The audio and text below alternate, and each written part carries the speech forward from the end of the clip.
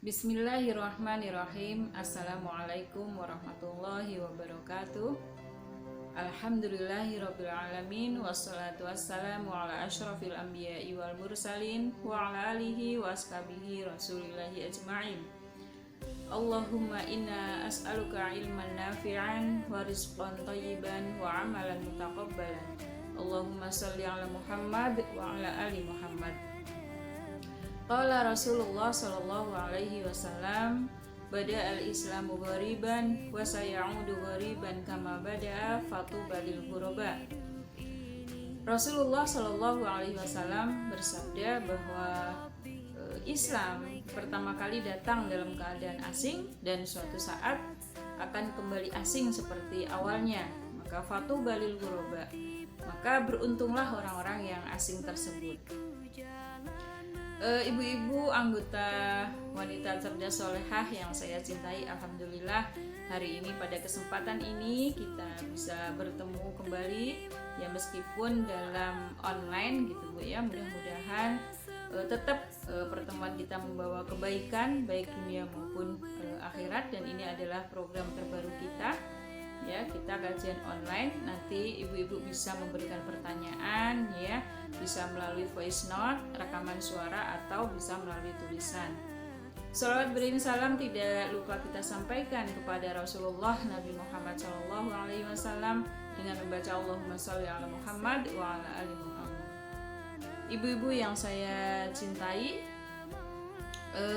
sebagaimana hadis yang saya bacakan tadi ya, bahwa Rasulullah menggambarkan atau mengabarkan bahwa Islam itu datang dalam keadaan asing. Maksudnya apa gitu ya?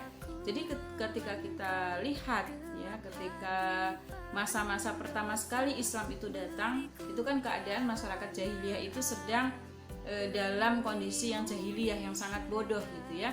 Mereka menyembah berhala, mereka memakan riba gitu, kemudian mereka membunuh anak perempuan mereka meminum khamr dan sebagainya.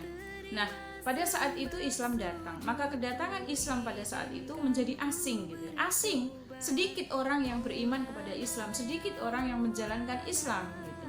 Nah, kemudian seiring dengan dakwah ya, seiring dengan aktivitas penyebaran dakwah Islam, Islam itu menjadi besar ya. Sampailah hampir 3/4 dunia ini ya, itu diatur dengan hukum-hukum Islam. Nah, tetapi Rasulullah kemudian mengatakan wa sayaudu ghariban kama bada'a gitu ya, akan kembali asing ya seperti awalnya gitu. Nah, maksudnya apa? Gitu. Rasulullah ingin mengabarkan kepada kita bahwa suatu hari nanti gitu ya, orang-orang yang memegang teguh kepada Islam, orang-orang yang dia menjalankan syariat Islam secara sempurna itu sedikit lagi gitu. Itu cuman sedikit dibandingkan dengan jumlah masyarakat yang sangat banyak gitu ya. Nah, tetapi Rasulullah kabarkan fatuba lil ghuraba gitu. Nah, orang-orang yang asing ini dialah yang berbahagia gitu, karena mendapatkan ridho dari Allah gitu. Nah, dalam hadis yang lain ya, Rasulullah juga menyampaikan, ada ketika dibacakan hadis tadi, maka ada yang bertanya kepada Rasulullah, ya Rasulullah gitu ya, siapakah yang ghuraba itu? Siapakah orang yang asing itu?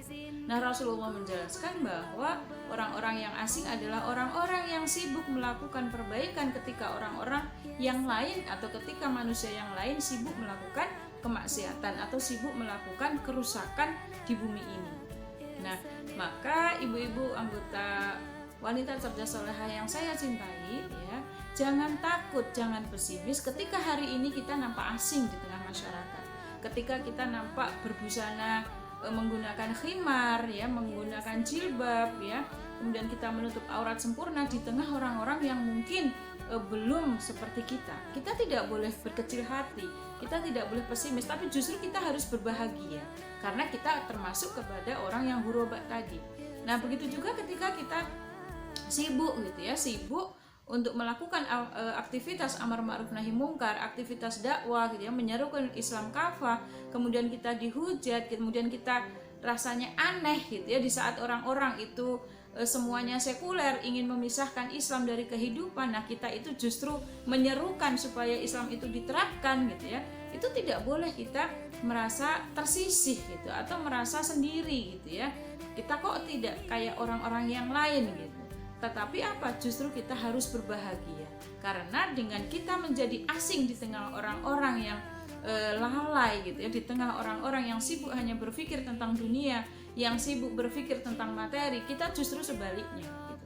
Di tengah orang-orang yang belum menutup aurat, kita sudah menutup gitu. Di tengah orang-orang yang mereka memakan riba, kita tidak. Mungkin di mata mereka kita aneh gitu. Mungkin di mata mereka kita sok suci gitu ya. Tetapi insya Allah dengan hadis tadi ini harus semakin menguatkan kita bahwa ketika kita asing di tengah masyarakat, tetapi keterasingan kita tadi adalah karena kita memegang teguh gitu ya ajaran Islam, memegang teguh syariat Islam, maka apa? Kita harusnya adalah berbahagia.